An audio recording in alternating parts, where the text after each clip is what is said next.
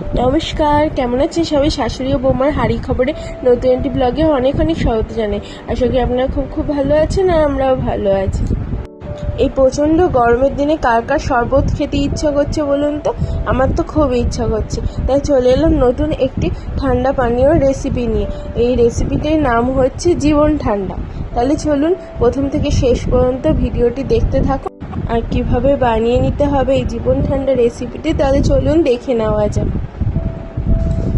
এটি বানাতে নিয়ে নিতে হবে আমাদের কয়েকটি মশলা।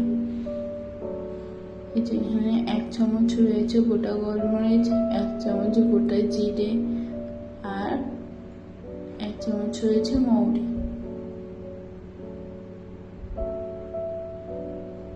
এদিকে তরমুজটাকে, এই যে তরমুজটা ফ্রিজে রেখেছিলাম, এই ফ্রিজে রাখা তরমুজটাকে এবার কেটে নিতে হবে। আর নিয়ে নিতে হবে টক দই।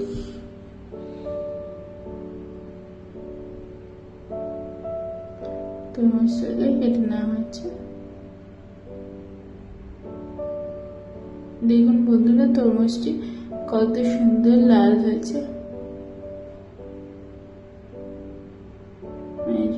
এবার এগুলোকে তরমুজটা কত সুন্দর কালার হয়েছে দেখুন। এগুলোকে এবার টুকরো টুকরো করে কেটে নিতে হবে। এই টুকরো করে কেটে রাখা তরমুজগুলো থেকে দানাগুলোকে যতটা সম্ভব হয় ছাড়িয়ে নিতে হবে। এই যে দানাগুলো ছাড়িয়ে নেওয়া হয়েছে। আর এবার কড়াইতে, মানে শুকনো কড়াইতে ওই মশলাগুলোকে দিয়ে ভালো করে নেড়ে ছেড়ে নিতে হবে। এবার নিয়ে মিক্সির বাটিতে করে গুঁড়িয়ে নিতে হবে। এই যে দেখুন গুঁড়ানো হয়ে গেছে।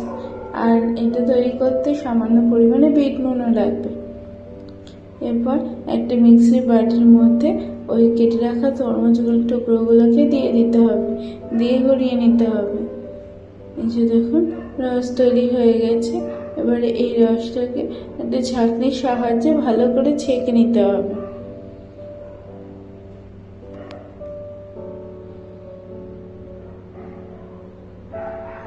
এই যে দেখুন ছাঁকা হয়ে গেছে।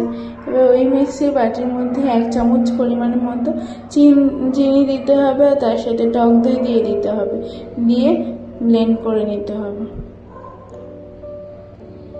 আর তার সাথে নিতে হবে সামান্য পরিমাণে বিট নুন। এই যে মিক্সিতে ব্লেন্ড করা হয়ে গেছে। এবার ওই যে রসটা রয়েছে তার মধ্যেই দিয়ে দিতে হবে।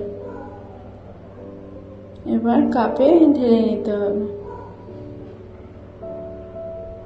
এই দেখুন শরবতটা রেডি হয়ে গেছে। উপর থেকে ওই যে মশলাটা তৈরি করা হয়েছে সেই মশলাটাকে দিয়ে দিতে হবে।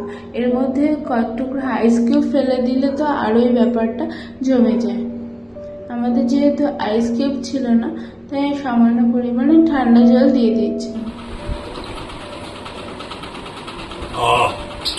কেমন হয়েছে দেখুন তৈরি হয়ে গেছে জীবন ঠান্ডা।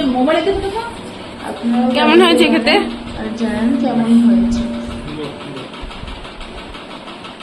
এই ভিডিওটি যদি ভালো লেগে থাকে তাহলে অবশ্যই লাইক, শেয়ার এবং কমেন্ট করবেন।